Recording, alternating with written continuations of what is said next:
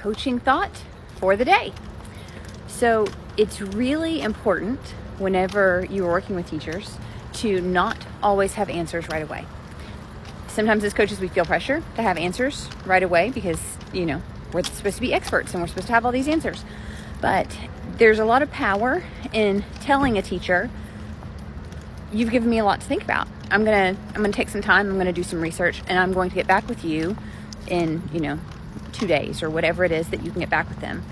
Even if you do have an answer quickly. Because oftentimes teachers, it takes a lot of courage to ask you a question and to come to you with a problem.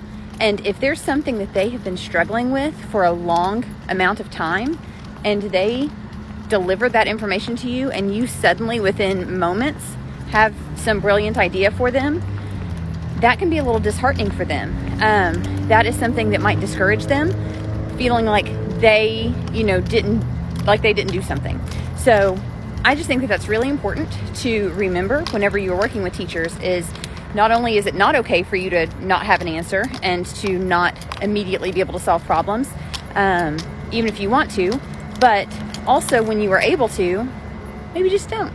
Maybe just give it a second and let people know that you will get back with them later and just kind of honor them and the thought that they've put into things.